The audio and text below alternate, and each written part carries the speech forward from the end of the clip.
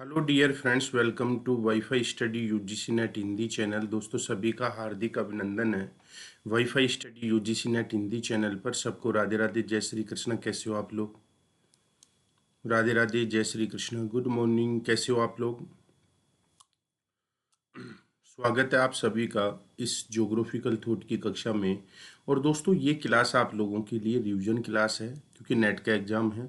तो मैंने सोचा कि यार एक बार बच्चों का रिवीजन करा देना चाहिए हमको। तो ये क्लास आपके लिए अरेंज की है। और इसमें थॉट का लगभग कंप्लीट सा पार्ट मैं आप लोगों को कराऊंगा। अनअकैडमी पे ये मेरी प्रोफाइल है। एक बार सेशन को सभी बच्चे लाइक और शेयर जरूर कर दें। और ये मेरा रेफरल कोड है राजेंद्र 10। आप कोई सी भी कैटेगरी में प्लस कोर्स लेते हैं तो ये कोड यूज करें राजेंद्र 10 मेरे दोस्तों। ये फाउंडेशन बैच है आप लोगों के लिए, जो जस्ट दीपावली के बाद में दोबारा शुरू हो रहा है। यहाँ पे आपको कंप्लीट पेपर फर्स्ट और सेकंड पेपर आपको ज्योग्राफी, जिनका टारगेट 2022 है, उन बच्चों के लिए है।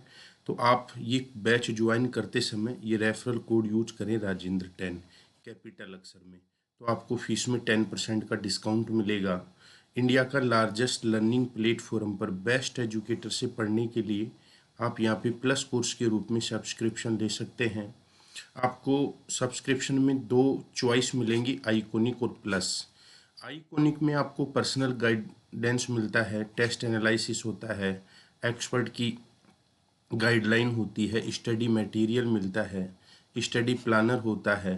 प्लस में live class, weekly test, unlimited एसएस और आपका कोर्स का स्ट्रक्चर पूरा कंप्लीट आपको मिलता है। अनअकैडमी पे आपको प्लस कोर्स ज्वाइन करने के लिए अनअकैडमी लर्निंग ऐप डाउनलोड करना और मैनेज योर गोल में एनटीए यूजीसी नेट डालना। और यहाँ पे आपको दो चॉइस मिलेंगी, आइकोनिक और प्लस। आपको आइकोनिक लेना है तो आइकोनिक सेलेक्ट करना। रेफरल कोड नीचे लिखा हुआ है, हैवी रेफरल कोड। तो ये कोड डाल के मंथ सेलेक्ट कर लेना, जैसे 12 मंथ सेलेक्ट किया और इसको अप्लाई कर देना। सेम आपको प्लस में करना है, जैसे आपने प्लस लिया, हैवी रेफरल कोड में आपने राजेंद्र 10 डाला और मंथ सेलेक्ट किया और अप्लाई किया, तो आपको 10% फीस में डिस्काउंट मिलेगा। ये बेनिफिट्स आपको अनअकैडमी पे मिलते हैं। Live class, test series, practice course, course schedule, personal coach, study planner, weekly review, booster session, doubt session, interview की तैयारी, स्टडी मटेरियल। ये सब बेनिफिट्स आपको कहाँ मिलेंगे? अनअकैडमी के प्लस कोर्स में। मेगा ऑफर है, आज लास्ट डेट है 31 अक्टूबर। 31 अक्टूबर तक आपको ये ऑफर है। 6 मंथ के साथ में 1 मंथ का फ्री है और 24 मंथ के साथ में 3 मंथ का कोर्स आपको फ्री मिल रहा है। तो आप ज्वाइन कर सकते हैं। जो बच्चे हमारे साथ में जुड़ना चाहें वो पढ़ सकते हैं। स्पेशल क्लास के फीचर्स देखो, आपको इंटरेक्टिव लाइव क्लास मिलती है, पोल्स का सिस्टम होता है, राइज हैंड का ऑप्शन होता है, जिसमें क्लास में आप टीचर से बात कर सकते हैं। क्लास मिस नहीं होती है, लेक्चरर्स के नोट्स होते हैं, कहीं भी बैठकर आप पढ़ सकते हैं। भौगोलिक चिंतन थोट की अपन बात करेंगे, एक परिचय। तो मैंने पिछली क्लास में आप लोगों को भौगोलिक चिंतन के बारे में ये चीज़ें मैंने पढ़ा दी थी पिछली क्लास में। प्राचीन काल, मध्यकाल, आधुनिक काल, इसकी मैं चर्चा कर चुका था। प्राचीन काल क्या है इसके बारे में मैं बता चुका था। और शास्त्रीय काल क्या होता है इसके बारे में मैं बता चुका था। मध्यकाल के कितने भाग हैं इसको मैं बता चुका था। आधुनिक काल क्या है इसको बता चुका था। और जो आपके पारस ऋषि ने पृथ्वी को 7 भागों में बांटा, इनकी अपन चर्चा कर चुके थे पिछली क्लास में। ये कंप्लीट मैं आपको पढ़ा चुका हूँ पिछली क्लास में। यूनानी भूगोल बेताओं के बारे में मैं बात कर चुका हूँ। ये यूनानी भूगोल बेता हैं जिनमें अपन ने ये पढ़ लिया है, कुछ कुछ अपन पढ़ेंगे।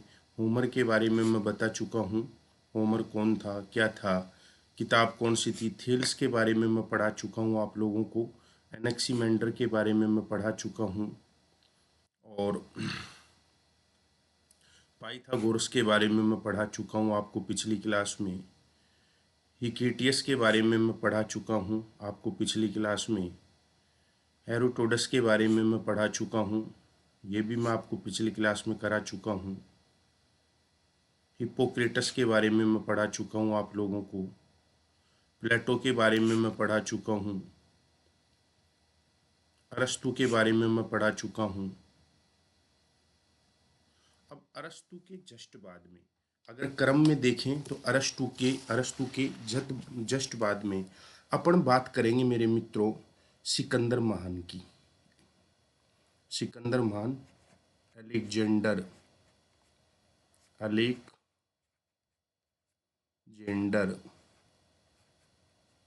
ओब्लिक सिकंदर महान। सिकंदर महान अपन बात करेंगे अलेक्जेंडर ओब्लिक सिकंदर महान की। इनकी बात करेंगे तो सबसे पहले अगर मैं आपको बताऊं इसका समय क्या था। समय तो 356 बीसी से 323 बीसी, ये इनका टाइम है, ये आपको ध्यान रखना है। अब इनके बारे में अपन चर्चा करें तो विश्व के बहुत बड़े क्षेत्र की यात्रा की, बड़े क्षेत्र की यात्रा की। इन्होंने विश्व की बहुत बड़े क्षेत्र की यात्रा की और इनका अध्ययन टोटली अनुभव पर आधारित है। ये जब यात्रा करने गए थे तो अपने साथ में पेन कॉफ़ी लेके नहीं गए थे, नोटबुक और पेन नहीं था, बस वहाँ का एक्सपीरियंस लिया और उसका वर्णन कर दिया। अध्ययन अनुभव पर आधारित है। इनका अध्ययन अनुभव पर आधारित है, याद रखना है। और इनने जो मित्रों सिंधु और इनकी सहायक नदी थी उनके लिए कुछ शब्दों का प्रयोग किया था। सिंधु व इसकी सहायक नदी, सिंधु व इसकी सहायक नदियों का इन्होंने नामकरण किया। और किस किस नाम से इन्होंने ये नाम दिया, जैसे झेलम नदी को जो नाम दिया, इन्होंने नाम दिया हिट्सपेस।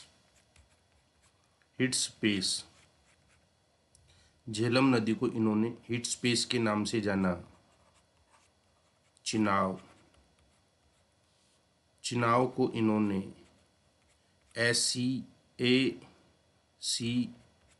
सीपस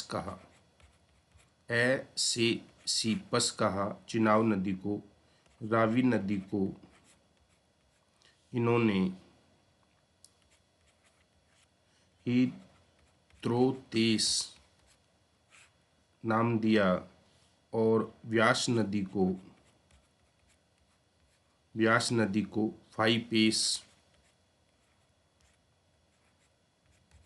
हाईपेस नाम दिया या हाइफिसिस नाम दिया। हाईफासिस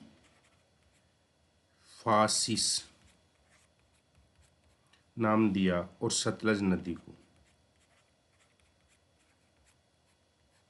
इन्होंने जराटुस नाम दिया। अब ये ध्यान रखना, देखो पेस, पास, से, सिस, पेस, से, इनने जो सिंधु और सहायक नदियों का नाम दिया उन सब के पीछे खास याद रखना एक वर्ड यूज हो रहा है से। चाहे कोई सी भी नदी हो उन सब के पीछे एक वर्ड यूज हो रहा है से। ये एग्जाम में पकड़ने का सबसे अच्छा तरीका है। एग्जाम में ऑप्शन को पकड़ने का सबसे अच्छा तरीका है कि अलेक्जेंडर या सिकंदर महान ने सिंधु व उसकी सहायक नदियों का जो नामकरण किया था उन सब के पीछे एक शब्द यूज होता है मेरे मित्रों, और वो उस शब्द का नाम क्या है? उस शब्द का नाम है मेरे दोस्तों से। ध्यान रखना है, उस शब्द का नाम है से, ये आपको याद रखना है। ठीक है, तो ये अलेक्जेंडर या सिकंदर महान के बारे में कुछ चीज़ें थी। जिनके बारे में मैंने आपको बताया। जियोफ्रेट्स के बारे में अपन पिछले क्लास में पढ़ चुके हैं, क्योंकि सिकंदर मान के बारे में नहीं पढ़े थे तो ये मैंने बता दिया। इरेस्टोस्थनीज के बारे में भी अपन ने कल की क्लास में पढ़ लिया था, पूरा इसके बारे में मैंने बता दिया था आपको क्या कहा। अब बात करेंगे अपन हिप्पार्कस। हिप्पार्कस हिप्पार्कस या हिप्पार्कस को मेरे मित्रों क्या भी कहा जाता है? हिप्पार्चुस। हिप्पार्चुस भी कहा जाता है, हिप्पार्कस या हिप्पार्चुस, ये आपको ध्यान रखना है। हिप्पार्कस या हिप्पार्चुस, ये भी आपको ध्यान रखना है। तो इनका जो काल है वो 194 बीसी से 135 बीसी है। इन्होंने व्रत को 360 डिग्री में बांटा, और ये व्रत को 360 डिग्री में बांटने वाले पहले व्यक्ति थे। पहले व्यक्ति, ध्यान रखना है मेरे मित्रों। ये आपसे पूछा जा सकता है कि निम्न में से कौन सा भूगोलवेता था जिसने सबसे पहले व्रत को 360 डिग्री में बांटने का प्रयास किया था? तो वो था हिप्पार्कस। इन्होंने व्रत को 360 डिग्री में बांटने का प्रयास किया। इनका सर्वाधिक योगदान खगोल विज्ञान में रहा। इनका सर्वाधिक योगदान किसमें रहा? खगोल विज्ञान में। ध्यान रखना है, इनका सर्वाधिक विज्ञान खगोल विज्ञान में रहा मेरे मित्रों, ये आपको ध्यान रखना है। खगोल विज्ञान में इनका सबसे ज़्यादा योगदान रहा है। तो इन्होंने एस्ट्रोलैब यंत्र भी बनाया था, जिसकी बात करेंगे। इन्होंने ग्लोब को 2 डायमेंशनल से 3 डायमेंशन में बदल दिया। 2 डायमेंशनल का मतलब होता है जो केवल लंबाई चौड़ाई बताए, और 3 डायमेंशन का मतलब होता है, देखो लिखा हुआ है, 2 डायमेंशनल का मतलब है जिसमें लंबाई और चौड़ाई दोनों हो, और 3 डायमेंशनल का मतलब होता है जिसमें लंबाई के साथ में चौड़ाई और ऊंचाई भी हो। तो ये भी पूछा जा सकता है कि निम्न में से किस भूगोलवेता ने ग्लोब को 2 डायमेंशनल से 3 डायमेंशन में बदला? तो हिप्पार्कस हैं। इन्होंने एस्ट्रोलैब नामक यंत्र का आविष्कार किया। एस्ट्रोलैब नामक यंत्र का आविष्कार करने वाले कौन थे? हिप्पार्कस थे। समझ में ना? और एस्ट्रोलैब नामक यंत्र का तात्पर्य क्या होता है? एस्ट्रोलैब नामक यंत्र का तात्पर्य क्या है? नक्षत्रों को ज्ञात करने का यंत्र। ज्ञात करने का यंत्र। नक्षत्रों को ज्ञात करने का यंत्र, आपको ध्यान रखना है। नक्षत्रों को ज्ञात करने का यंत्र, उसको बोला जाता है एस्ट्रोलैब नामक यंत्र। तो नक्षत्रों को ज्ञात करने का यंत्र, जिसको एस्ट्रोलैब बोला जाता है, का आविष्कार किया। और इसके माध्यम से क्या किया है मेरे मित्रों? इन्होंने इसके माध्यम से अक्षांश और देशांतरों का मापन किया। अक्षांश व देशांतरों का मापन किया मेरे मित्रों, ये आपको ध्यान रखना है। एस्ट्रो नामक यंत्र की मदद से इन्होंने ध्रुव तारे के कोण का मापन किया और 850 तारों को सूचीबद्ध किया। ध्रुव तारे का मापन किया और 850 तारों का सूचीबद्ध किया। इसी यंत्र का प्रयोग टोल्मी ने अपने अध्ययन में किया था। ये आपको याद रखना है। क्लियर है क्या? टोल्मी ने किया था, ये आपको याद रखना है। क्लियर है क्या? दूसरा, ये पहले व्यक्ति थे, शायद लिखा हुआ हो, हाँ लिखा हुआ है, ये पहले व्यक्ति थे जिन्होंने मानचित्र प्रक्षेप का आविष्कार किया। ये पहले व्यक्ति थे जिन्होंने मानचित्र प्रक्षेप का आविष्कार किया।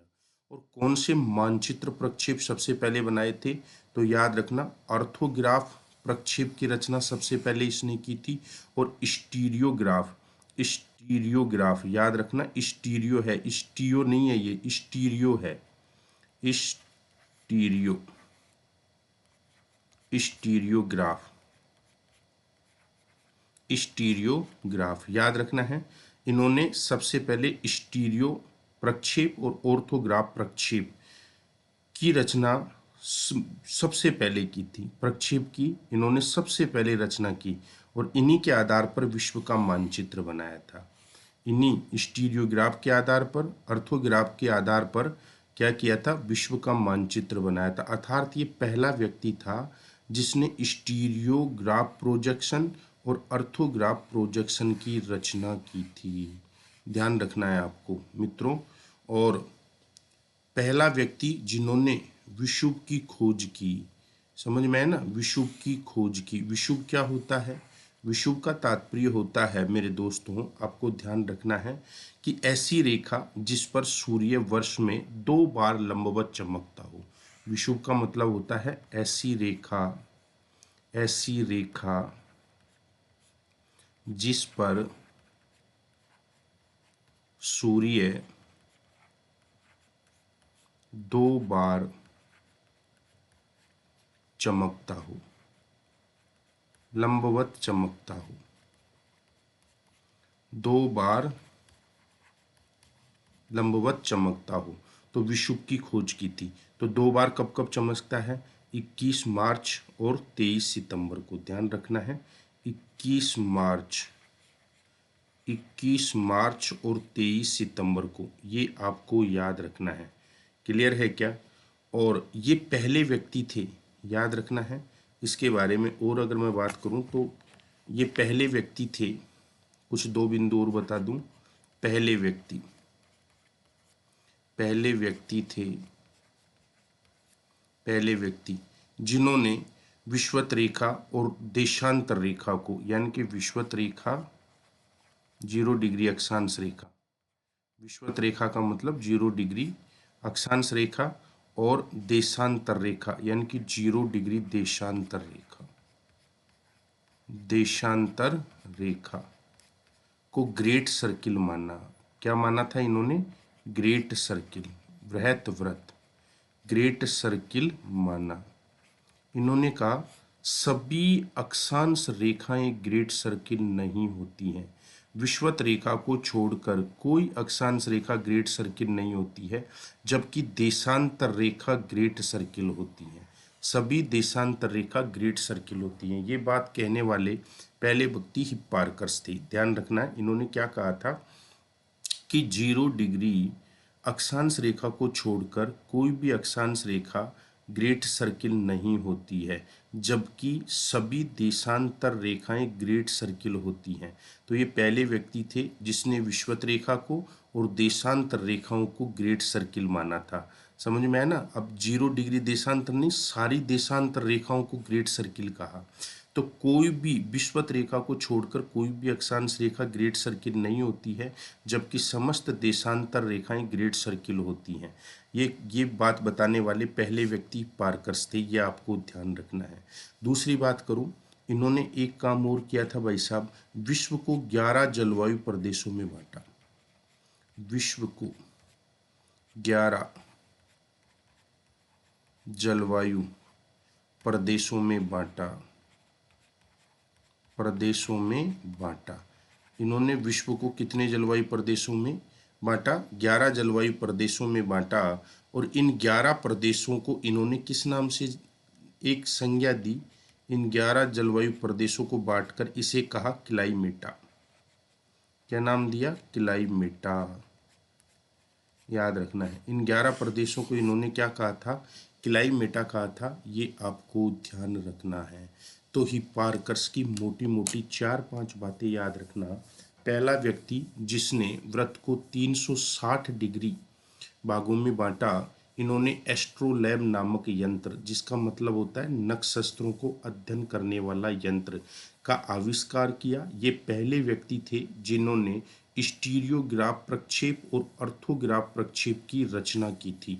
समझ में है ना? ये ध्यान रखना है। पहला व्यक्ति था जिन्होंने विषुवत रेखा को ग्रेट सर्किल कहा और समस्त देशांतर रेखाओं को ग्रेट सर्किल कहा। पहला व्यक्ति था जिसने विश्व को 11 जलवायु प्रदेशों में बांटा, जिसे क्लाइमेटा कहा जाता है। ये आपको ध्यान रखना है। नेक्स्ट है पोसिडोनियस। अगला है पोसिडोनियस। इनका जो समय है वो 135 बीसी से 50 बीसी का है। इनका योगदान भूमापन, भूमापन में रहा। भौतिक भूगोल का इन्हें जनक भी कहा जाता है। फिजिकल ज्योग्राफी का फादर कहा जाता है पैसिडोनियस को। इनकी प्रसिद्ध जो ग्रंथ है, इनका जो प्रसिद्ध ग्रंथ है मेरे मित्रों, ये फिजिकल ज्योग्राफी के पिता कहलाते हैं। ये ध्यान रखना है, आपसे पूछा जा सकता है। और द ओशन इनका प्रसिद्ध ग्रंथ है। द ओशन ध्यान रखना है मित्रों, द ओशन इनका प्रसिद्ध ग्रंथ है। इसी पुस्तक के आधार पर इन्हें समुद्र विज्ञान का जनक भी कहा जाता है। इसी किताब के आधार पर इन्हें समुद्र विज्ञान का जनक भी कहा जाता है। ये आपको ध्यान रखना है। क्लियर है क्या? पैसिडोनियस के बारे में ये बात बिल्कुल सही समझ में आ गई होंगी। बस इतनी चीज याद रखना, भूमापन में राह और भौतिक भूगोल का जनक कहा जाता है। इनकी प्रसिद्ध ग्रंथ जो है द ओशियन है, और इसी पुस्तक के आधार पर इन्हें समुद्र विज्ञान का क्या कहा जाता है? जनक कहा जाता है। ये आपको ध्यान रखना है। क्लियर है क्या? क्लियर है? नेक्स्ट, अब प्राचीन काल से लेकर वर्तमान काल तक भौगोलिक चिंतन के विषय को ऐतिहासिक दृष्टि से हम 3 भागों में बांटेंगे। ये रोमन काल के, ये सॉरी यूनानी काल के भूगोलवेता मैंने आपको बताए हैं। यूनानी काल के भूगोलवेता अब आपके समाप्त हो चुके हैं। यूनानी काल मैंने आपको कंप्लीट पढ़ा दिया है। अब बात करेंगे प्राचीन काल से लेकर वर्तमान काल तक के भौगोलिक चिंतन के विषय को ऐतिहासिक दृष्टि से 3 भागों में बांटेंगे, जिसमें एक है प्राचीन काल, दूसरा है मध्यकाल, तीसरा है आधुनिक काल। अब इनकी अपन चर्चा करेंगे मेरे मित्रों। जैसे अब प्राचीन काल के बारे में अपन ने पढ़ लिया, मध्यकालीन चिंतन की बात करेंगे। 300 ईस्वी से 1600 ईस्वी और 300 ईस्वी से 1200 ईस्वी तक का समय जो है, देखो इसमें बात करेंगे 300 से 1600 ईस्वी, 300 से 1600, ठीक है, मध्यकालीन भौगोलिक चिंतन। अब 300 ईस्वी से 1600 के बीच में, यानी कि 300 से 1200 ईस्वी तक का जो समय होता है, उसे डार्क एज कहा जाता है, अंधकाल कहा जाता है। उसे क्या कहा जाता है? Dark as. जैसे सपोज करो आपके पास में 3 रुपए से और 16 रुपए हों, जिसमें से 3 से 12 रुपए आपके पास में फटे हुए हों या बेकार हों, तो वो चलेंगे ही नहीं आपके।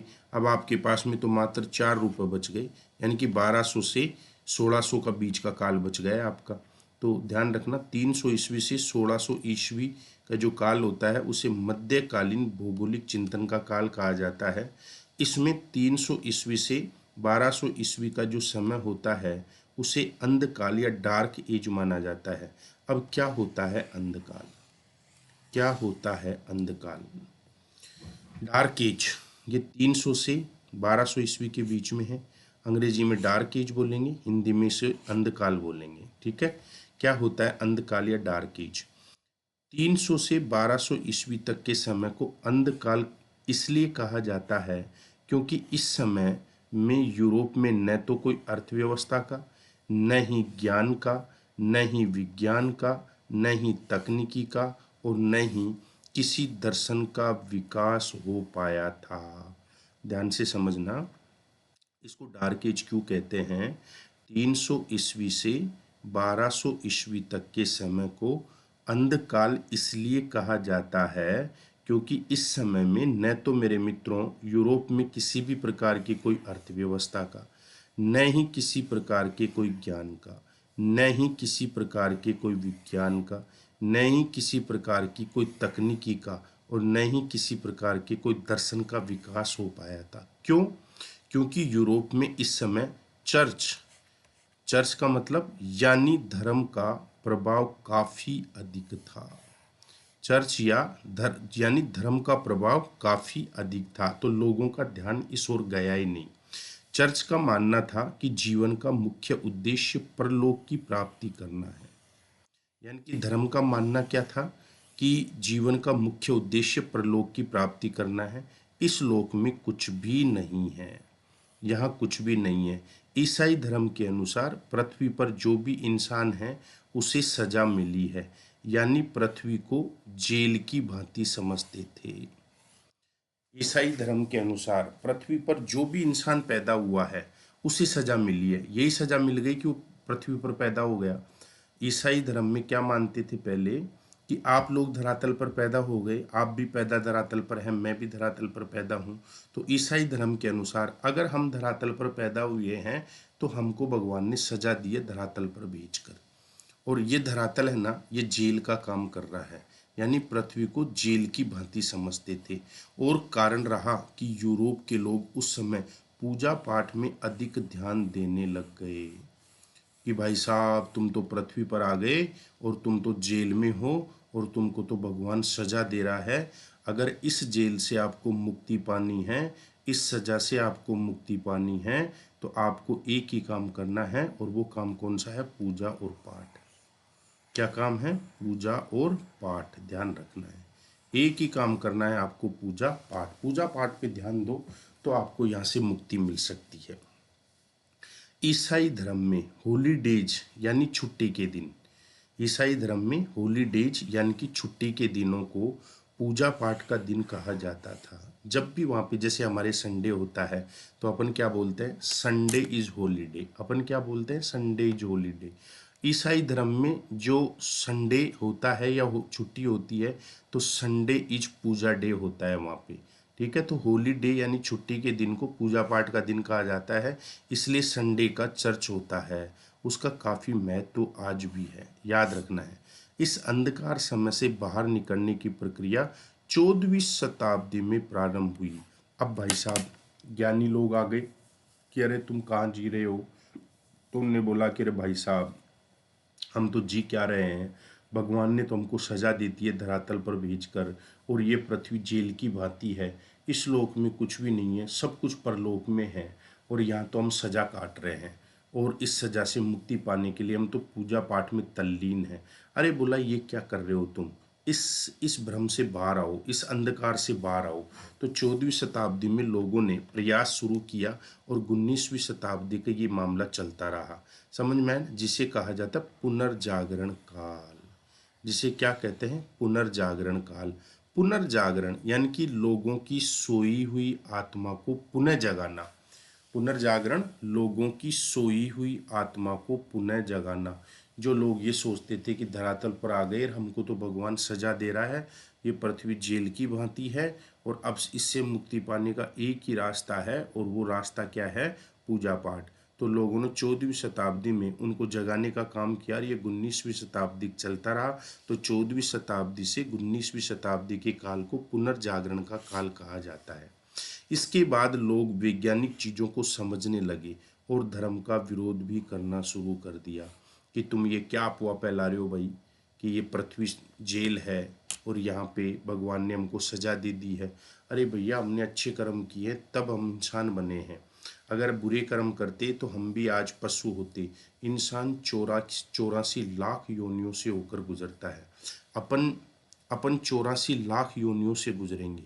अब पता नहीं हमको, अभी जैसे इंसान की योनि में है, फिर अपन है ना भैंस, गाय, गधे, घोड़े, कुत्ते, बिल्ली, बंदर, सांप, चींटी, कबूतर, हाथी, घोड़ा, कुछ भी, मछली, मगरमच्छ, कुछ भी बन सकते हैं, कुछ भी बन सकते हैं। और अपन को पता भी नहीं पहले अपन क्या थे। अब अभी वर्तमान में मगरमच्छ है, अगर वो उसकी डेथ हो जाएगी, उसकी आत्मा चली जाएगी, तो उसको हो सकता है बाद में भगवान मनुष्य बना दे। अभी कोई सांप है, सांप को अपन निर्दयता से मार देते हैं। जैसे कोई चिड़ी है, तो अरे उसमें भी आत्मा है, वो उसकी डेथ हो जाएगी तो हो सकता है भगवान उसको अगली बार गाय बना दे, उसको और कुछ बना दे। तो ये आत्मा जो है ये कभी नष्ट नहीं होती है, ये योनियाँ बदलती है। जीव है, ये योनि बदलता है। अभी कुछ दिन पहले यूट्यूब पे एक वीडियो आ रहा था, हरियाणा के एक लड़के की पुनर्जन्म की कहानी। तो वो लड़का मर गया था, तो वो कह रहा था कि मरने के बाद में मेरी आत्मा वहीं भटकती रही। मेरी डेड बॉडी, जब मैं मरा तो मेरे प्राण निकल गए और मेरी बॉडी वहाँ पड़ी हुई थी रोड के ऊपर, एक्सीडेंट से मैं मरा था और मैं वहीं था। जब लोगों की भीड़ इकट्ठा हो गई, रो रहे थे, पुकार रहे थे, और मैं सबको आवाज़ दे रहा था, अरे मैं तो यहाँ पे हूँ, तुम क्यों रो रहे हो? मैं यहाँ तो हूँ, मैं यहाँ पे बैठा हुआ हूँ, तुम क्यों रो रहे हो? वो तो उसकी आत्मा बोल रही थी।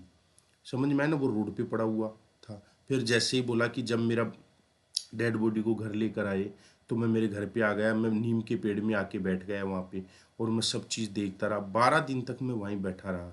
12 दिन के बाद में है ना, मैं वहाँ से दूसरी जगह चला गया जहाँ पे मुझे बहुत सारे लोग मिले मेरी बिरादरी के, जिनकी सबकी आत्माएं भटक रही थी। तो मैं उनके साथ बात करता रहता था, उनके साथ बैठता था, उन्हीं के साथ में सो लेता था, खा लेता था। तो उसने इंटरव्यू लेने वाले ने पूछा कि आपको भूख भी लगती थी? यहाँ की भूख लगती थी।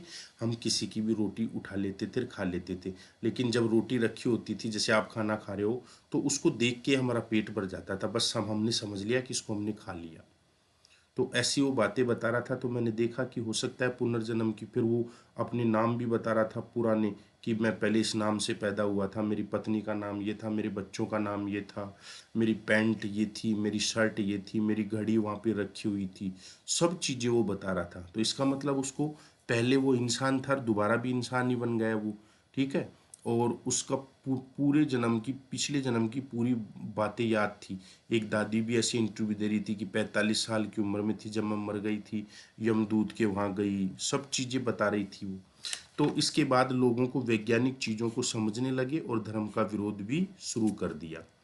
अब भूगोल और अंधकाल में क्या संबंध है? भूगोल और अंधकाल में क्या संबंध है? 700 से 1400 ईस्वी तक के समय को अरब भूगोल वेताओं का काल कहा जाता है। ध्यान रखना, 700 से 1400 ईस्वी तक के समय को अरब भूगोल वेताओं का काल कहा जाता है। रोमन काल के मानचित्रों को अरब भूगोल वेता और बिस्टोरारम कहते थे। ध्यान रखना, अरब रोमन काल के मानचित्रों को अरब भूगोलविदा क्या कहते थे? ऑर्बिस्टोरारम कहते थे, जिसे नाम बदलकर अरब भूगोलवेताओं ने टी इन ओ कर दिया गया था। टी इन ओ कर दिया गया था। यानी कि ऑर्बिस्टेरारम को नाम बदलकर अरब भूगोलवेताओं ने क्या कर दिया? T in O. T in ओ मानचित्र ईसाई धर्म के आधार पर निर्मित थे, जिसमें टी का मतलब होता है स्थल व समुद्री भाग, तथा ओ का मतलब होता है संपूर्ण पृथ्वी के रूप, संपूर्ण पृथ्वी का रूप। ये आपको ध्यान रखना है। ठीक है। ये देखो, ये इसमें पूरी दुनिया को 8 भागों में बांटा गया, जो इस प्रकार है। देखो, 1 number, 2 number, 3 number, 4 number, 5 number, 6 number, 7 number, 8 number. 1 number स्वर्ग, 2 नंबर नरक, 3 number Asia, 4 number Europe, 5 number Africa, 6 number लाल सागर, 8 नंबर यरूशलेम। इस प्रकार से इसमें किस में बांटा था? T in O. T in O. अब ये टी इन ओ का मतलब क्या है? देखो, ये मानचित्र आपको टी जैसा दिख रहा है कि नहीं दिख रहा है? यहाँ से देखो, मैं दिखाता हूँ आपको। ये मानचित्र टी इन ओ क्यों कहते हैं इसको? ये मानचित्र आपको टी जैसा दिखेगा। देखो, टी जैसा दिखेगा। मैं अभी हाइलाइटर ले लूँ कलर चेंज करके। देखो, ये आपको देखो, ये ये देखो, ये टी बन गई, ये टी बन गई, ये टी बन गई ना? ये टी दिख रही है आपको? और इसके चारों ओर देखो, ये ओ बन गया, ये ओ बन गया, ये ओ बन गया ना? ये पूरा ओ बन गया, ये ओ बन गया। इसलिए इसको बोला गया T in O. T in ओ। तो कितने भागों में बांटा? टी इन ओ को 8 भागों में बांटा, जो इस प्रकार था। ये आपको ध्यान रखना है। दूसरा, 700 ईस्वी के बाद अरब क्षेत्र में इस्लामिक प्रभाव के प्रसार के कारण भौगोलिक ज्ञान का प्रसार होता है। भौगोलिक ज्ञान के प्रसार के कुछ कारण थे। क्या थे? एक तो जलवायु की अनुकूलता थी, धर्म प्रचारकों के रूप में नए क्षेत्र में पहुंचना, अरब व्यापारियों की लंबी यात्राएं, इस्लामिक राजाओं के साम्राज्य की विस्तार नीति। अरब काल में बगदाद के प्रिंस हारून रशीद का योगदान सबसे महत्वपूर्ण माना जाता है। अरब काल में बगदाद के राजकुमार थे प्रिंस हारून रशीद। इनका योगदान सबसे महत्वपूर्ण माना जाता है। यह आपको ध्यान रखना है। हारून रशीद ने वैतुल हितमा नामक संस्था की स्थापना की, जिसका मुख्य उद्देश्य था विश्व के ज्ञान विज्ञान के ग्रंथों का अरबी भाषा में अनुवाद करना। हारून रशीद ने बैतुल हिकमा नाम की एक संस्था बनाई थी, एक इंस्टीट्यूट थी, और उस इंस्टीट्यूट में जो कर्मचारी काम करते थे उनको एक ही काम दे दिया कि भाई साहब आपको एक काम करना है कि विश्व के जितने भी ज्ञान विज्ञान के ग्रंथ हैं उन सबको मंगाओ आप, चाहे हिंदी में हो, चाहे इंग्लिश में हो, चाहे वो किसी भी भाषा में लिखा हुआ हो, और उन सब ग्रंथों का अरबी में अनुवाद करो, जिससे हमारे आने वाले यहाँ के जो व्यक्ति हैं उनसे ज्ञान प्राप्त करके कुछ नया काम कर सकें। बैतूल हिकमा के 6 केंद्र थे जहाँ पे क्या होता था, ये ज्ञान विज्ञान के ग्रंथों का अरबी में अनुवाद, जहाँ ग्रंथों का अनुवाद अरबी भाषा में किया जाता था। एक तो अल कायरा था, और कुस्तुनतुनिया था, कुस्तुनतुनिया, दमिश्क था, बगदाद था, शिराज था, टोलेंडो था। ये 6 क्षेत्र थे, ध्यान रखना है, आपसे पूछा जा सकता है। अब भौगोलिक चिंतन का रोमन काल, भौगोलिक चिंतन का हम शुरू करने वाले हैं रोमन काल। रोमन काल में भाई साहब मौज हो गई रोमन काल की। देखो, रोमन भूगोलवेत्ता रोमन काल को भौगोलिक चिंतन में व्यवहारिक काल माना जाता है। रोमन साम्राज्य की स्थापना इटली की मुख्य भूमि में रोम को उभरते हुए शक्ति का केंद्र मानकर की गई थी। क्या करा है? रोमन साम्राज्य की स्थापना इटली की मुख्य भूमि में रोम को उभरते हुए शक्ति के केंद्र में की गई थी। इसकी स्थापना जूलियस सीजर और अगस्त सीजर के द्वारा 600 बीसी में की गई थी। अब आपसे ये भी पूछा जा सकता है कि इसकी रोम की स्थापना इटली की मुख्य भूमि में रोम को उभरते हुए शक्ति के रूप में किसने की थी? जूलियस सीजर ने और अगस्त सीजर ने। ये दो व्यक्ति थे, जूलियस सीजर और अगस्त सीजर। ये आपको ध्यान रखना है। 600 बीसी में 300 बीसी में रोमन साम्राज्य को दो भागों में बांटा गया, पश्चिमी रोमन साम्राज्य और पूर्वी रोमन साम्राज्य। रोमन के प्रारंभिक भूगोलवेताओं की भाषा ग्रीक या यूनानी रही, और इन प्रारंभिक भूगोलवेताओं का योगदान भूगोल को व्यवहारिक बनाने में था। रोमन भूगोलवेताओं में हम लोग स्ट्रैबो, प्लिनी, टोलमी, पंपोनियस मेला को पढ़ेंगे। किस किस को पढ़ेंगे मेरे मित्रों? ध्यान रखना है। स्ट्रैबो को पढ़ेंगे, प्लिनी को पढ़ेंगे, पंपोनियस मेला को पढ़ेंगे मेरे मित्रों। ये आपको ध्यान रखना है, इन चीज़ों को पढ़ेंगे, ये जो आपके नेट के सिलेबस में है इनके हिसाब से। तो रोमन भूगोलवेताओं में ध्यान रखना, अपन को स्ट्रैबो पढ़ना है, प्लिनी पढ़ना है, टोलमी पढ़ना है, और पंपोनियस मेला पढ़ना है। अब परीक्षा में प्रश्न आता है, एक प्रश्न तो यही पूछ लेता है, निम्न में से कौन सा यूनानी भूगोलवेता है, या निम्न में से कौन सा रोमन भूगोलवेता है। ये एक क्वेश्चन आपसे पूछ लेता है मेरे मित्रों।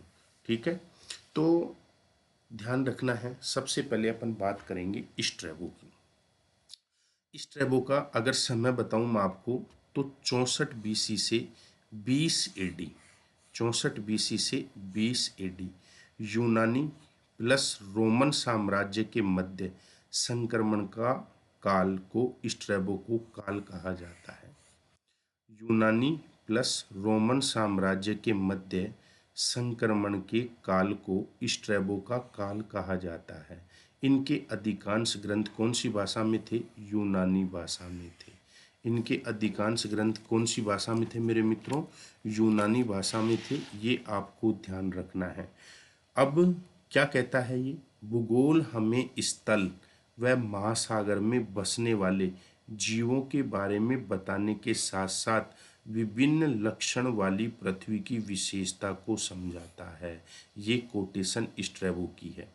वेरी वेरी इम्पोर्टेंट, जो कई बार एग्जाम में पूछी जाती है, जो कई बार एग्जाम में पूछी जाती है। क्या कोटेशन है?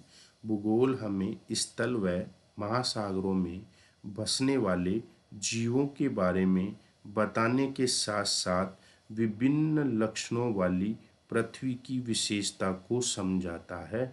ये आपको ध्यान रखना है। और ये कोटेशन किसने दी थी? ये कोटेशन स्ट्रैबो ने दी थी, ध्यान रखना है। इन्होंने भौगोलिक अध्ययन के 4 शाखा बताई थी। भौगोलिक अध्ययन की कितनी शाखा बताई थी? 4। प्रादेशिक भूगोल, राजनीतिक भूगोल, ऐतिहासिक भूगोल, मानव भूगोल। याद रखना है, आपसे पूछा जा सकता है। एक कौन सी शाखा है? प्रादेशिक भूगोल है, दूसरी राजनीतिक भूगोल है, तीसरा ऐतिहासिक भूगोल है, चौथा मानव भूगोल है। ये आपको याद रखना है। 4 शाखाओं में बांटकर इन्होंने अध्ययन किया था, ये आपको याद रखना है। प्रादेशिक भूगोल, राजनीतिक भूगोल, ध्यान रखना है, ठीक है। और मानव भूगोल और ऐतिहासिक भूगोल, ये 4 भागों में बांटकर इन्होंने अध्ययन किया है। यहाँ आपको ध्यान रखना है, भौतिक भूगोल और गणितीय भूगोल भी आपको देखने को मिल सकती है। भौतिक भूगोल प्लस गणितीय भूगोल।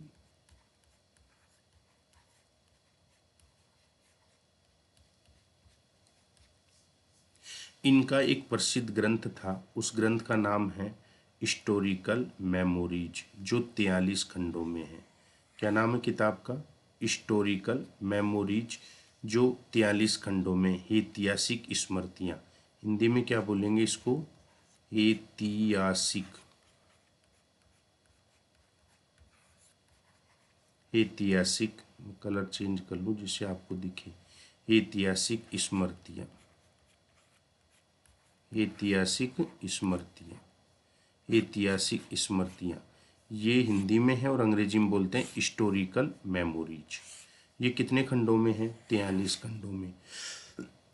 भौगोलिक चिंतन के इतिहास पर लिखा हुआ है ये ग्रंथ, 43 खंडों में है। ये आपको याद रखना है, आपसे पूछा जा सकता है। क्लियर है कि? दूसरी बात, अभी आ जाएगा लिखा हुआ, नहीं आएगा तो मैं कुछ नई चीज़ें और बता दूंगा इसमें। स्ट्रैबो जूलियस सीजर के अंत व अगस्त सीजर के शासन के प्रारंभ के प्रत्यक्षदर्शी रहे हैं।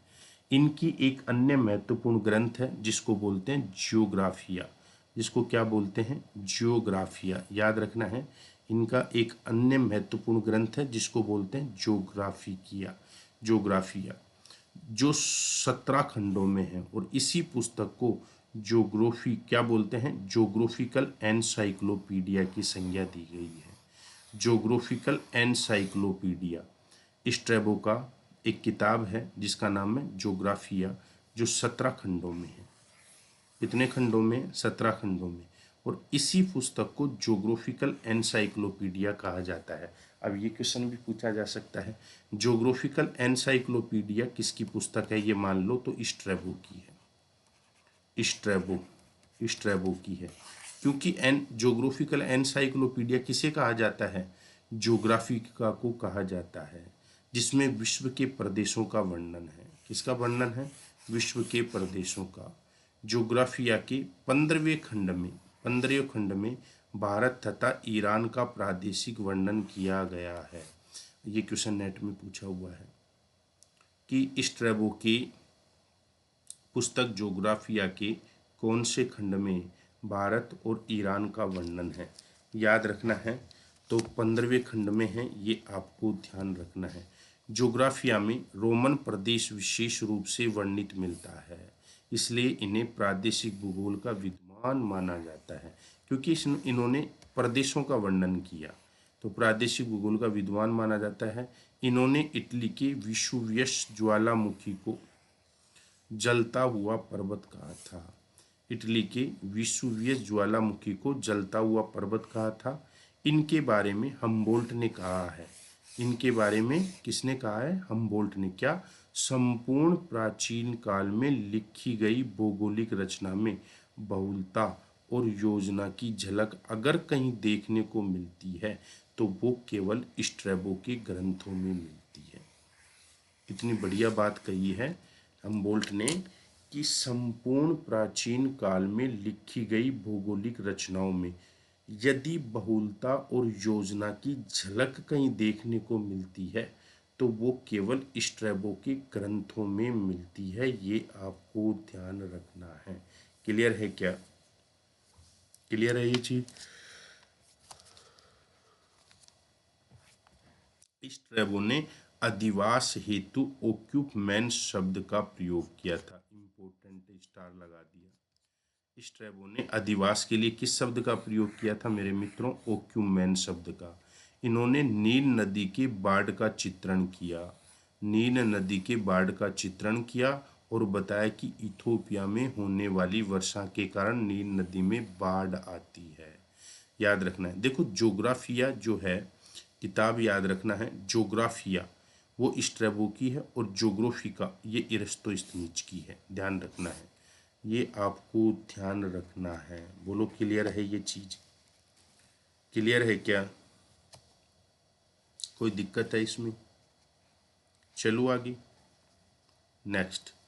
अब इसमें कुछ दो तीन चीजें और बता देता हूं मैं। स्ट्रैबो ने क्या किया था मेरे मित्रों? भूगोल के अध्ययन के लिए स्ट्रैबो ने भूगोल के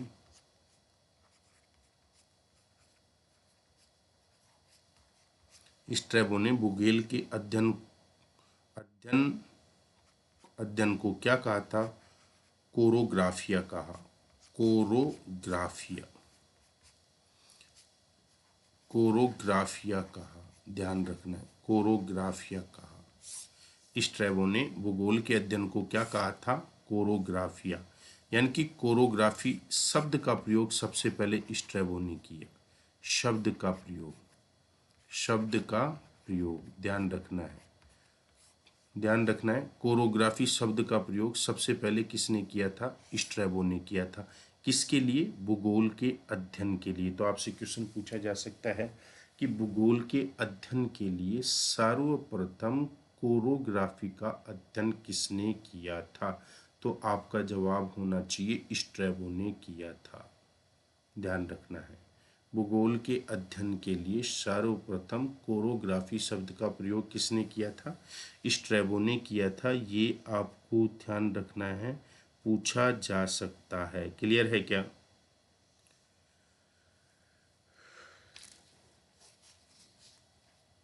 चलो आगे।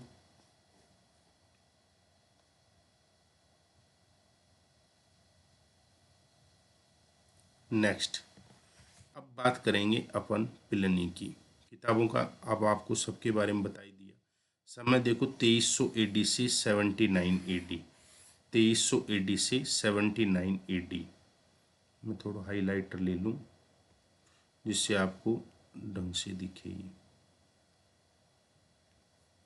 ध्यान रखना 2300 एडी से, कलर दूसरा आ गया है क्या?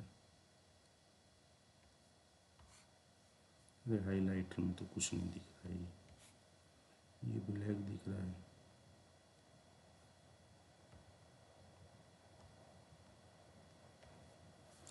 2300 एडी से 79 एडी इनकी एक प्रसिद्ध ग्रंथ हिस्टोरिका नेचुरलिस, किताब का नाम रखना, याद रखना हिस्टोरिका नेचुरलस, नेचुरलेस, नेचुरलेस,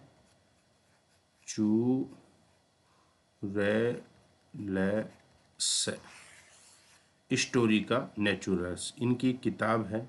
इसी पुस्तक में इन्होंने बताया कि पृथ्वी अपने अक्ष पर घूम रही है। पृथ्वी किस पर घूम रही है? अपने अक्ष पर घूम रही है। इस पुस्तक में भौगोलिक घटनाओं का वर्णन है। इस पुस्तक में किसका वर्णन है मेरे मित्रों? भौगोलिक घटनाओं का वर्णन है। यह आपको ध्यान रखना है। इन्होंने विश्ववीय ज्वालामुखी को पीलियन ज्वालामुखी की संज्ञा दी थी। विश्ववीय ज्वालामुखी को किसकी संज्ञा दी थी? पीलियन ज्वालामुखी की संज्ञा दी थी। ये आपको ध्यान रखना है। क्लियर है क्या? अब इनके ग्रंथों की अपन बात करें, इनके ग्रंथों की अगर मैं बात करूं आपके सामने, प्लिनी के ग्रंथ, एक ग्रंथ तो आपको बता दिया हिस्टोरिका नेचुरल्स, ये इम्पोर्टेंट है। दूसरा इसकी किताब की बात करूं तो हिस्ट्री ऑफ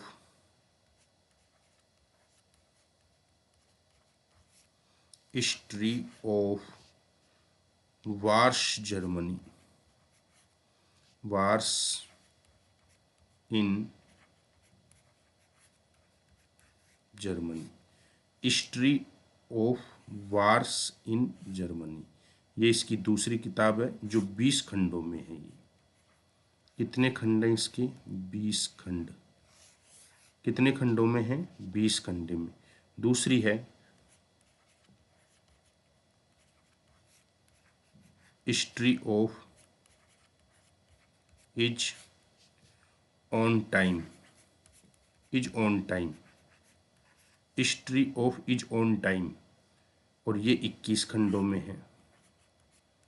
कितने खंडों में है? 21 खंडों में। History of is on time, history of is on time, ध्यान रखना है। History is of on time, ये आपको याद रखना है। क्लियर है? तो ये किताबों के नाम भी आपको याद रख लेना। Historica naturals, history of wars in Germany, history of his own time. अब बात करेंगे टोलेमी की। अपन बात करेंगे टोलेमी की। टोलेमी की अगर मैं बात करूं तो इनका जो समय है वो 90 एडी से 168 एडी है। भूगोल एक ऐसा विषय है जिसमें स्वर्ग की झलक देखने को मिलती है, ये इनकी कोटेशन है। ये टोलमी की कोटेशन है। भूगोल एक ऐसा विषय है जिसमें स्वर्ग की झलक देखने को मिलती है, ध्यान रखना है। भूगोल एक ऐसा विषय है जिसमें स्वर्ग की झलक देखने को मिलती है। इन्होंने भूगोल को क्षेत्रीय विज्ञान के रूप में स्वीकार किया था। टोलमी ने भूगोल को किस रूप में स्वीकार किया था? क्षेत्रीय विज्ञान के रूप में। भूगोल को क्षेत्रीय विज्ञान के रूप में स्वीकार किया था। योगदान खगोल विज्ञान में, गणितीय भूगोल में और मानचित्र कला में। टोलमी का सबसे ज़्यादा योगदान किस किस में था मेरे मित्रों? आपको ध्यान रखना है, आपसे पूछा जा सकता है। खगोल विज्ञान में था और गणितीय भूगोल में था और मानचित्र कला में था, ध्यान रखना है। खगोल विज्ञान में इन्होंने हिप्पारकस का अनुसरण किया, इसलिए इन्हें साहित्य चोर कहा जाता है। इसलिए इन्हें क्या कहा जाता है? साहित्य चोर। आपसे पूछा जा सकता है, ध्यान रखना है। आपसे पूछा जा सकता है कि खगोल विज्ञान में जो टोलमी है उन्होंने किसका अनुसरण किया था? हिप्पारकस का, इसलिए इन्हें साहित्यिक चोर कहा जाता है। इनका एक ग्रंथ है प्लेनेटरी हाइपोथिस, जिसे अरबी भाषा में अनुवाद करके इसका नाम अल्मा गेस्ट रखा गया था। अल्मा गेस्ट रखा गया था, ये आपको ध्यान रखना है। क्लियर है क्या मेरे मित्रों? क्लियर है? क्या नाम रखा गया था? अल्मा गेस्ट। यह पुस्तक खगोल विज्ञान से संबंधित है। ये किताब किससे संबंधित है? खगोल विज्ञान से संबंधित है, जिसमें इन्होंने बताया कि चांद पृथ्वी की परिक्रमा करता है। जिसमें इन्होंने क्या कहा था कि चांद किसकी परिक्रमा करता है? पृथ्वी की परिक्रमा करता है। ये आपको ध्यान रखना है। क्लियर है? चलो आगे। नेक्स्ट, इन्होंने मानचित्र कला के लिए ज्योग्राफी सिंथेटिक नामक ग्रंथ की रचना की, जो 5 खंडों में है। इन्होंने मानचित्र कला के लिए ज्योग्राफी सिंथेटिक नामक ग्रंथ की रचना की, जो 5 खंडों में है। टोलमी द्वारा निर्मित विश्व के मानचित्र को इमेजन मुंडी नाम दिया गया। क्या नाम दिया गया था? इमेजन मुंडी। टोलमी के द्वारा निर्मित विश्व के मानचित्र को इमेजन मुंडी नाम दिया गया और फिर इसे संशोधन करके स्टीरियोग्राफी प्रक्षेप का निर्माण किया। पहला व्यक्ति जिन्होंने अक्षांश और देशांतर के आधार पर मानचित्र बनाए थे। ये लाइन बहुत बार एग्जामों में पूछी जाती है कि निम्न में से कौन सा भूगोलवेता था जिन्होंने मानचित्र बनाने के लिए अक्षांश और देशांतर रेखाओं का प्रयोग किया था? तो वो आपका कौन है मेरे मित्रों? टोलमी है। पहला व्यक्ति जिन्होंने विषुवत रेखा को वर्तमान के श्रीलंका तथा 0 डिग्री देशांतर अफ्रीका के उत्तर पश्चिम तट के पास कैनारी द्वीप से गुजरने वाली बताई थी। कैनारी द्वीप को इन्होंने फोर्टुनेट द्वीप कहा था। फोर्टुनेट द्वीप कहा। पहला व्यक्ति जिन्होंने बंगाल की खाड़ी को 8 भागों में बांटकर सर्वप्रथम उसका अध्ययन किया। ये पहला व्यक्ति था जिन्होंने बंगाल की खाड़ी को 8 भागों में बांटकर उसका अध्ययन सबसे पहले किया था। ये आपको ध्यान रखना है। ग्रंथ गाइड टू ज्योग्राफी, याद रखना। इनके ग्रंथों की बात करें, guide to geography, outline of geography, ये तो बहुत बार पूछता है। आउटलाइन ऑफ ज्योग्राफी, इसमें इन्होंने यह बताने की कोशिश की कि अक्षांश और देशांतरों की सहायता से किसी भी स्थान का वास्तविक स्थिति का पता लगाया जा सकता है। और एक थी एनालिमा, एक कौन सी थी? एनालिमा। ये आपको ध्यान रखना है। बोलो क्लियर है क्या? क्लियर है? मोजी कर दी। अरे मेरे परम मित्रों, तुमने तो मोजी कर दिया आज तो। चले आगे। तो एनालिमा, ये किताबों के नाम आपको ध्यान रखने पड़ेंगे बच्चों। टोलमी के अनुसार इंग्लैंड का मानचित्र, देखो क्या शानदार मानचित्र बनाया था, दर्शन करो। टोलमी के अनुसार इंग्लैंड का मानचित्र, मोजी कर दी, दुलार चंद भाई की देन है सारी। ये मेरे नोट्स हैं खुद के, और दुलार चंद ने इनको डेकोर किया है। दुलार चंद मेरे नेट जीआरएफ में प्लस का स्टूडेंट है जो मेरे से पढ़ रहा है, और ये मेरे क्लास नोट्स हैं जिसने दुलार चंद ने इनको बिल्कुल डेकोर किया है। ये सब डिजाइन करना, इनमें मानचित्र लगाना, इनको टाइप करना, ये सारा काम, इनको लिखना, ये सब काम दुलार चंद का है। पंपोनियस मेला, समय देखो 335 एडी से 391 एडी। ग्रंथ कोस्मोग्राफिया, ग्रंथ क्या है? कोस्मोग्राफी। कोस्मोग्राफी है ब्रह्मांड का संक्षिप्त वर्णन, इसमें ब्रह्मांड का संक्षिप्त वर्णन। डी कोरोग्राफी, डी कोरोग्राफी में पृथ्वी को 5 बड़े भागों में बांटा, और एक है स्काईलैक्स। स्काईलैक्स याद रखना है, स्काईलैक्स। ये इसकी ये 3 किताबों के नाम याद रखना है, इम्पोर्टेंट है। कौन कौन सी हैं? कोस्मोग्राफी, डिकोरोग्राफी, स्काईलैक्स। ये पंपोनियस मेला की 3 किताब हैं, इम्पोर्टेंट है, और ये प्रादेशिक भूगोल वेता है। क्या है ये? प्रादेशिक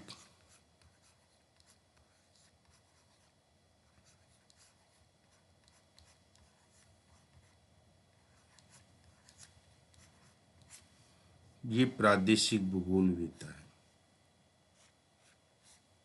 ये प्रादेशिक भूगोल वेता है, ये आपको ध्यान रखना है। प्रादेशिक भूगोल वेता है ये। तो ये कुछ आज के आप लोगों के लिए कुछ थॉट की झलकियाँ थी, जिसमें मैंने आपको पूरा कराने का प्रयास किया। अभी तो बहुत कुछ है इसमें, लेकिन आप चिंता मत करो, मैं कंप्लीट कराऊंगा। तो मेरे दोस्तों, ये सौभाग्य मुझे भी प्राप्त हो कि यदि अनअकैडमी पे आप किसी भी कैटेगरी में कोई भी प्लस कोर्स लेते हैं तो आप मेरा रेफरल कोड यूज करें, राजेंद्र 10। यहाँ पे आइकोनिक और प्लस 2 आपको कोर्स मिलेंगे। इनमें से आपको सेलेक्ट करना है कि आपको आइकोनिक लेना है या प्लस लेना है। आइकोनिक और प्लस में आपको कुछ बेनिफिट्स मिलते हैं, जिसमें आइकोनिक अच्छा है। आपको ये कैपिटल अक्षर में ये रेफरल कोड यूज करना है, राजेंद्र 10। ये रेफरल कोड आप नेट की कैटेगरी में भी कर सकते हैं, और आपका अगर कोई छोटा भाई बहन यूपीएससी की तैयारी कर रहा है, या आपका कोई रिश्तेदार यूपीएससी की तैयारी कर रहा है, अनअकैडमी पे पढ़ना चाह रहा है, या आप किसी भी स्टेट की पीएससी की तैयारी कर रहे हैं, या आपके घर में कोई एसएससी की तैयारी कर रहा है, या कोई आपके बैंक की तैयारी कर रहा है, या आपके कोई रेलवे की तैयारी कर रहा है, या किसी भी कैटेगरी की आप तैयारी कर रहे हैं, तो ये कैपिटल अक्षर में उनको बोलना कि भैया तेरी फीस कम हो जाएगी, तो ये रेफरल कोड हमारे गुरुदेव राजेंद्र जी का लगाओ, राजेंद्र 10 कैपिटल अक्षर में, और इसको अप्लाई कर दो। फीस में 10% का आपको डिस्काउंट मिलेगा, डिस्काउंट मिलेगा। और आपका बहुत बहुत धन्यवाद, आपने जो अपना कीमती समय हमारी क्लास में दिया, तो कुछ आपको मिला ही होगा। लाइक, शेयर, सब्सक्राइब जरूर किया करें। अगर आपने चैनल को लाइक नहीं किया है, सब्सक्राइब नहीं किया है, तो कर लो, बेल आइकन को भी दबा लो, जिससे आपको टाइमली नोटिफिकेशन मिलेगा। और मेरे द्वारा जब जब भी क्लास लेने की होगी आपकी इच्छा, तो आपका हमेशा मेरी क्लास में स्वागत रहेगा। हमारे और भी साथी एजुकेटर पढ़ाते हैं, उनकी भी क्लास आप अटेंड कर सकते हैं, पढ़ सकते हैं आनंद के साथ में उनसे जुड़कर, तो बढ़िया तरीके से समझ में आएगा। अब जो अपनी नेक्स्ट क्लास होगी, वो इससे आगे का जो पार्ट है, इससे आगे का पार्ट है उसके बारे में कराएंगे। और आपको ये भी पता होना चाहिए मेरे दोस्तों, 9 बजे मेरी क्लास भौतिक भूगोल का मैं रिवीजन करा रहा हूँ। भौतिक भूगोल का भी रिवीजन करा रहा हूँ, जो अनअकैडमी यूजीसी नेट चैनल पर रात को 9 बजे होता है। फ्री स्पेशल क्लास जो मेरी है आपको पता है, वो क्लास अनअकैडमी पे फ्री स्पेशल क्लास, जिसमें मैं पेपर फर्स्ट को लेकर डिस्कस करता हूँ। लॉजिकल रीजनिंग हुई, हायर एजुकेशन सिस्टम हुआ, टीचिंग एप्टीट्यूड हुआ, समझ में ना, आईसीटी हुआ, रिसर्च एप्टीट्यूड हुआ, उन सब का मैं डिस्कस करता हूँ आपके साथ में। तो आप मेरे साथ जुड़कर पढ़ सकते हैं। आपका बहुत बहुत धन्यवाद। मेरी तरफ से आप सभी भाई और बहनों को दीपावली की ढेर सारी शुभकामनाएं। आपके घर में खुशियाँ आए, आपके घर में कुछ मंगल सूचना आपको मिले और तरक्की करे जीवन में। दीपावली आपके लिए लाभदायी, फलदायी और भाग्यशाली हो।